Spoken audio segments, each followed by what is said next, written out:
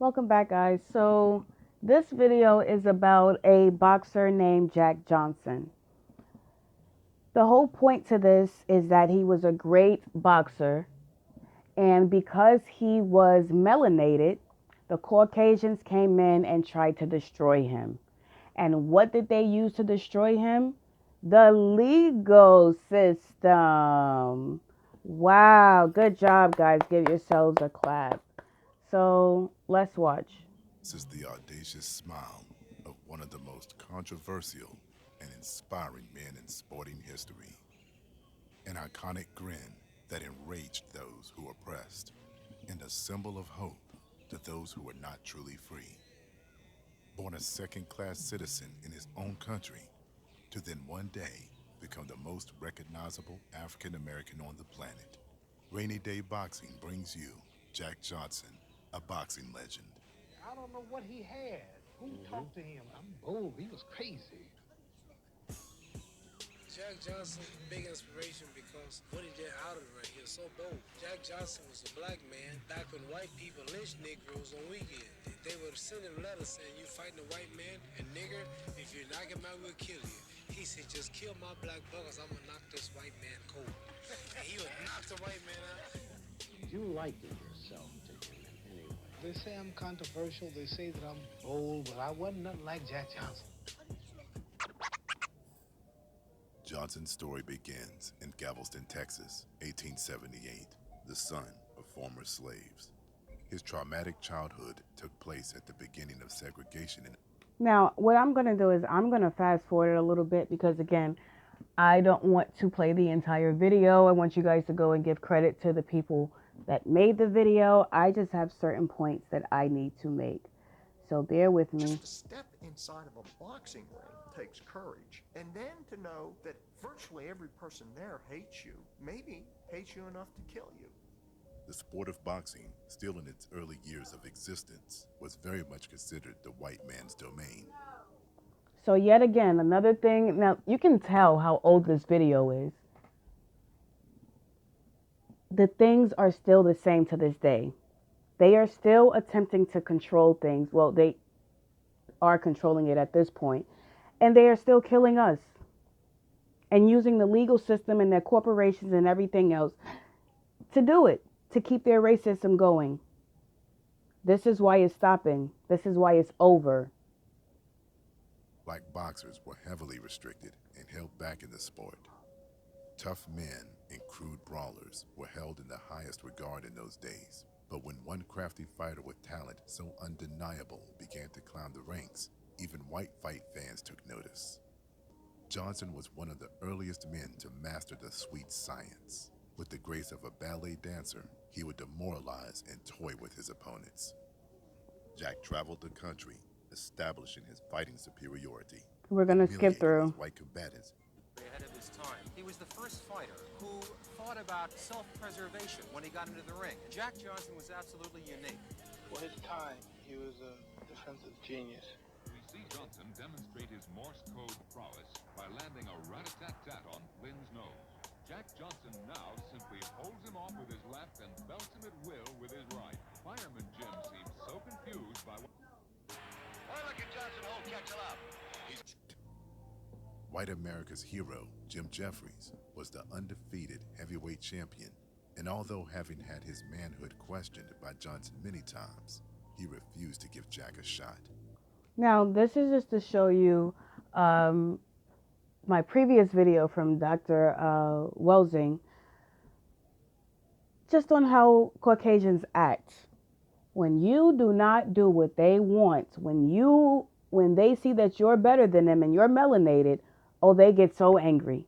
I mean, the rage that these people get. You've seen the Karens lately. You've seen the Karens and Steves and Kens and stuff like that. That's just going bonkers. They've always done that. Watch a police officer when you start questioning him. They have this little tick where their right or left arm rolls really quick. That's their tick for you not doing what they're telling you to do. Because you're supposed to obey Caucasians. You're supposed to do what they say when they say it. Fuck out of here. He thought the title was too prestigious for black fighters. This fellow Johnson is a fair fighter, but he is a black, and for that reason, I will never fight him. When there are no white men left to fight, Jeffrey said, I would quit the business. With Jeffrey's early retirement, the vacant title was fought for by two white fighters, one by Marvin Hart and then shortly taken by Canadian Tommy Burns. Unfortunately for Jack, Burns also drew the color line. But Jack hungered for the title like no man ever had or possibly ever will. For 2 years, Johnson pursued Burns around the country, even following him around the world.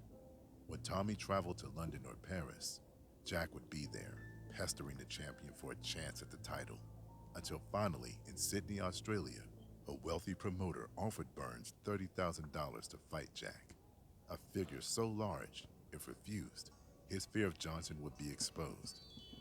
The fight was a sellout. A crowd of 20,000 people, the press and their cameras, gathered to watch the first ever championship fight between black and white. Within a few seconds, Burns was on the floor. Burns got up and was knocked down again. The challenger moves the champion around at will. Johnson is having a time of his life. Jack would let him have 3 shots, even pointing to his ribs. Here, Tommy, now, here. Johnson merely played with the heavyweight champion. He would laugh and actually talk to the crowd as Burns was hitting to the stomach, laughing all the time. It was Johnson's way of demonstrating he had absolutely nothing to fear from the little heavyweight champion. As the bell rings, Jack gives a friendly little wave to Burns.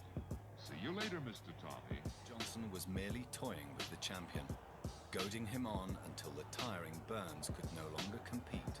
So far as damage was concerned, Burns never landed a blow. He advances on the smaller man, and then suddenly, tiger-like, he attacks. A good right uppercut. Another ripping right uppercut by Johnson.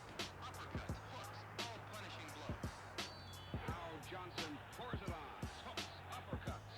Burns is defenseless. At this very moment, the police shut off the cameras and stopped the fight. The world is spared the spectacle of a black man knocking out a white man and denied access to this historical moment. The end of the white man's domination of the heavyweight championship. After a decade-and-a-half long career, Jack had fulfilled his dream. And so began the torment of all white supremacists. A Negro who had worldwide fame, wealth, tailored suits, automobiles, and now the most prized possession in all of sports. And what irked the moral purists more than anything was how he openly consorted with and married white women. But whatever whites thought of him meant nothing to Jack. In fact, Johnson seemed to ensure he was hated rather than loved. No one told Johnson what to do. He lived as a free man. Jack Johnson had to be the bravest man in America. I'm amazed. Now, if you understand what time frame this is, now what I always tell everyone to do is to make a timeline. And your timeline is just so that you can pinpoint when things happen and what else was going on around that time. So this was around 1908 when Jack Johnson won his fight. For anyone that didn't know, he died in 1946 in North Carolina, which I didn't know that. But yeah, let's watch the rest and let's see. Now you see the success. You see what he's doing. He's toying with the Caucasians. They hate him. They're trying to control him. He's marrying Caucasian women just as, you know, get back. But let's see what happens. Is that what he did publicly that many would not dare to do privately? With the victim. And his antics out of the ring made him increasingly unpopular. He spoke his mind and did what he wanted to do. He was a very controversial man all through his career, Johnson. He was a bit like a sort of Muhammad Ali of his day, I suppose you could say. Jack Johnson, he's bad. He had to be a bad, bad black man. He put on pretty white neckties and pretty white, and had white women. You know that nigga was bold. The public did not want a black man to be the heavyweight champion of the world. A white man. Why did who was the public? The public didn't want a melanated man to be the heavyweight champion? Who was the public? The melanated people? Things you must ask. Must be heavyweight champion. We can't stand the idea of a black being heavyweight champion. Almost immediately, the call went out for a great white hope. White society began to call out for Jim Jeffries to come back to the ring and return the belt to the rightful ethnic group. And so Jeffries became boxing's first great white hope. Return the belt back to the right ethnic group. Even though he won a fair fight and he was a boxer just like the other guy, how the audacity of these Caucasians in all these thousands of years, and nobody's been able to see this. I am just appalled. I'm appalled. The fight sparked national interest. It was the original fight of the century. For years, many people longed for Johnson's downfall. Thousands traveled from all across the country, desperate to see their premier white fighter silence Johnson. The honor of the white race depended on it. Never before. The honor of the white race. What did I tell you guys in my last video with Dr. Welsing? Everything goes back to them being annihilated. Caucasians will be annihilated if they do not control everything. Corporations, schooling, education, just a system, everything. They will be annihilated. They will wean off. They will cease to exist. There's nothing else to say. There's nothing else to go around. Forced vaccinations, Tuskegee experiments, AIDS epidemic, all of that has been their attempt to do just that. Keep their race victorious, superior. Had a sporting event been such a focus of public interest, the championship battle polarized the nation. Everybody who was anybody and some people who weren't was there. Johnson received numerous death threats before the fight, but showed no signs of fear. When Johnson entered, happy and smiling, cool as ice. A clash between the two men who are ranked as the greatest heavyweight down with hard right uppercuts. The former champion slumps like a tired old man. As we knew this would happen. Referee Tex Rickard holds Johnson away, but Jack smashes Jeffries through the ropes. One of the most unusual incidents in heavyweight history, as the Jeffries corner and some of the media at ringside actually helped the former champion back on his feet. And here we go right here, Johnson showing the mark of a great champion, finishing off his opponent. The champion drives him across the ring, flattens him for the third time. He who had never been knocked down was knocked down repeatedly. After 15 bloody, one-sided rounds, Jeffries' corner called it quits. Jack Johnson had won. Nobody cheered. Again. Filtered out of the stadium as if it was a wake, as if they were mourning the passing of something, which they were. It was a triumphant moment for Johnson and all black America. But white society had lost, and they would take out their disappointment on the blacks. Race riots erupted across the country, unleashed. So, I need you to understand. Now, I've covered some videos or mentioned some race riots in my previous videos, but maybe I'll cover one just on those. But remember this, he won his first fight in 1908. So shortly after that, so maybe a year or so later, it was after the first fight, he had to fight what was considered the Great White Hope. They had hoped that this Caucasian guy was going to pummel the melanated guy. That's all they're about.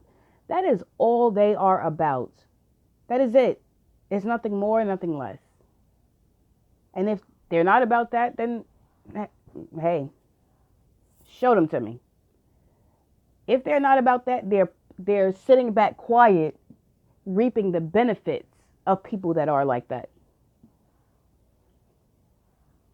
while telling you how you should feel and what should be right and wrong. In a wave of animosity, racial hatred, and killings.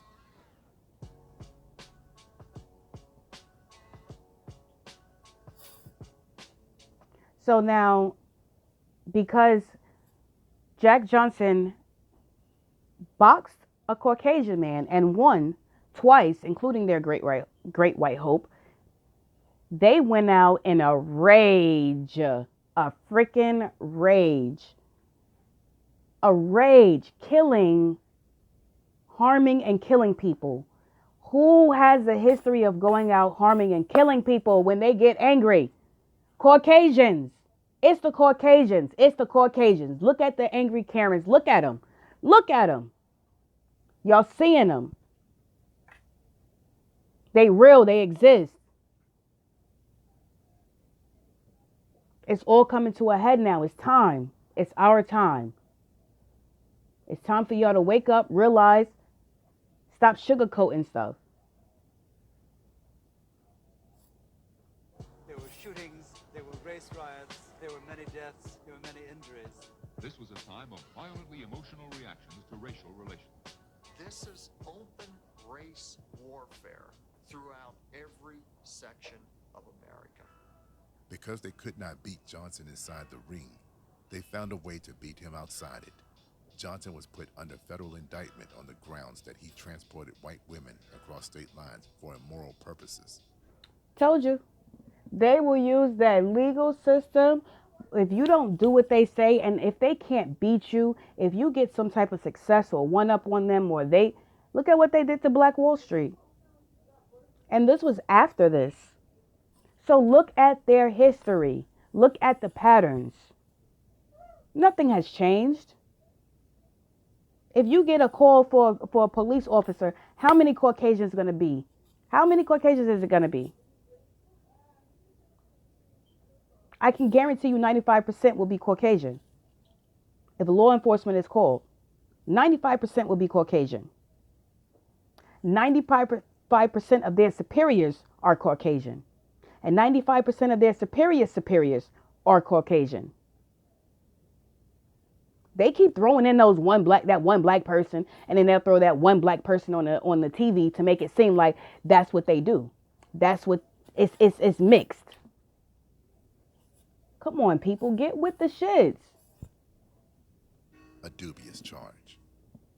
The Attorney General of America was first approached to use this against Jack Johnson. He understood. We can't do this. This is a travesty. I think Jack Johnson's reaction initially was, the man's after me again. The man's after me again. Trail of Tears. What year was that? Look at, it's just so many things on my brain. I can't even name everything right now, but get your timeline out and look over your timeline. This is what they use, the Just Us system, the legal system, to attack people when you're not doing what they want you to do, when you're not doing what they said. Look at the police officers. They kill you when you don't do what they said. You can't even go to court anymore and fight for what you know and what you believe or whatever. They kill you right in the street. They make a legal decision right there. Who gave these police officers the rights to make legal decisions? They're not lawyers. How do they make legal decisions? They don't even know the law. How are they making legal decisions? They're taught some penal codes, some, not even all of them. And the penal codes are the exact things that law enforcement are enforcing. Penal codes. If you contact me, I'll be more than happy to assist you with the information to help you learn and understand. But without knowledge and understanding, you stay a slave. You stay controlled by them. You stay not knowing how to get your power back. So this is a very, very, very, very great video. Thank you, Rainy Day Boxing, for making this video. I enjoyed it. I hope the viewers are going to enjoy it as well. I'm not going to show the entire video again because I want to show love to the people that put their time, energy, and effort into making the actual videos. I'm just here to prove a point. That's all. I have a point to prove. I have people to help. I have a purpose. So if you want to be part of my purpose, you want to learn, you want to understand, you want control, you want to gain something in your lifetime, hit me up. Let's see what areas, what you know, what you don't know. Stop wasting time. Stop filling your brain with useless information.